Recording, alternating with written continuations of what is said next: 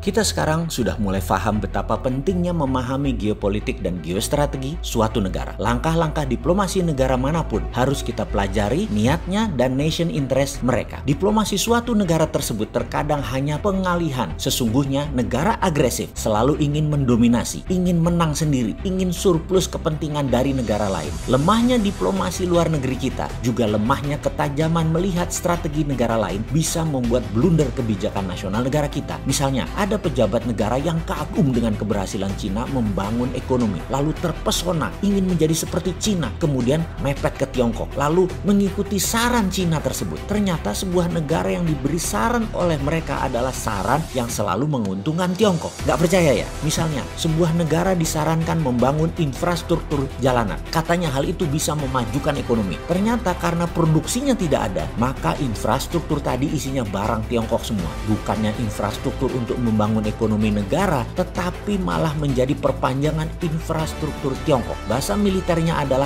extended quasi territory. Ini adalah bagian dari kolonialisasi 5.0 yang ada dalam buku terbaru Joseph Nye bernama Shah Power. Ini semua dirincikan. Tapi mungkin pejabat banyak yang nggak baca dan banyak lupa karena siraman cuan yang deras ke kantong mereka melalaikan nasionalisme. Video ini menuduh atau tendensius? Sabar, ikuti sampai tuntas. Setelah ini, kita rincikan strategi membangun ekonomi Indonesia ke depan dengan membuka tabir apa rahasia di balik pertumbuhan ekonomi di Tiongkok yang cepat itu. Setelah kita membuka strategi double currency-nya renminbi dan yuan, di mana uang adalah darahnya ekonomi, banking adalah urat nadinya ekonomi, maka rahasia satu lagi ini adalah rahasia membangun Cina hingga Cina memiliki pertumbuhan yang mengerikan seperti saat ini. Apa itu? Sebelum kita menjawab, maka sebaiknya kita pahami dulu tentang global supply chain yang saat ini dilakukan kaum globalis. Negara di bawah hegemoni barat punya kekuatan ekonomi bersama yang namanya global supply chain.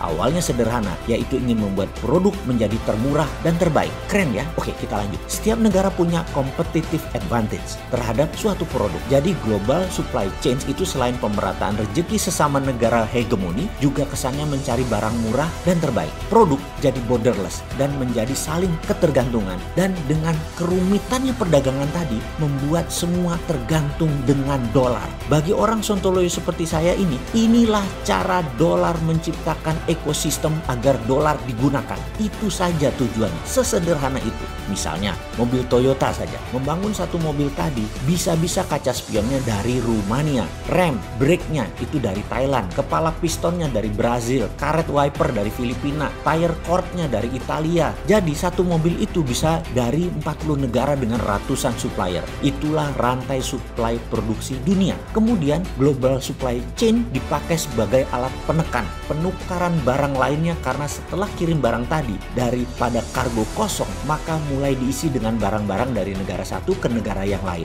Lihat aja alur logistik ini semua dan sengaja diciptakan agar menjadi ketergantungan dan sulit dirunut urai lagi. Dunia memang sengaja dibuat ribet agar ekosistem tidak bisa dibongkar sehingga dolar terus berkuasa. Kembali ke cerita awal, apa yang membuat ekonomi Cina kuat setelah menggunakan dua mata uang dan banking system, yaitu UKM yang dibuatkan rantai produksinya. Jadi di Cina adalah gabungan perusahaan-perusahaan kecil-kecil terkonsolidasi satu dengan yang lainnya. Setiap produsen UKM hanya memproduksi satu barang sangat spesial, mulai dari perancangan, detail engineering, perakitan, semua disuplai oleh UKM spesialis. Anggap saja satu UKM itu adalah negara bagian dari global supply chain tadi. Semua ini dirakit menjadi rantai produksi baru. Jadi rahasia Tiongkok yang ketiga adalah local supply chain management. Bahkan di beberapa provinsi, di kota-kotanya memiliki industri yang khusus. Misalnya satu kota mungkin desa kali ya, hanya membuat toilet, hanya membuat WC. Desa sebelahnya hanya membuat alat remnya traktor pertanian. Begitu seterusnya. Cina kuat sekali di database produksi. Bahkan kalau nonton pameran alat-alat industri yang ditawarkan, itu bukan motor tapi mesin untuk motor, knalpot, jok tempat duduk motor. Yang ditawarkan adalah barang-barang spesialis. Sistem UKM spesialis ini, jika Anda ingin mendirikan pabrik, barang investasi yang harus Anda curahkan tidak terlalu besar jadinya. Sederhana berpikir dagangnya kan? Lalu yang keempat, apa yang membuat Cina menjadi negara produsen terbesar di dunia? Cina membangun infrastruktur terutama untuk mendukung distribusi logistik UKM. Infrastruktur di Tiongkok bukan untuk menopang industri manufaktur besar. Infrastruktur untuk menopang menopang aktivitas distribusi UKM industri yang banyak tersebar di berbagai distrik provinsi karena local supply chain tadi mengusung istilah full outsource UKM collaboration atau bahasa sederhananya UKM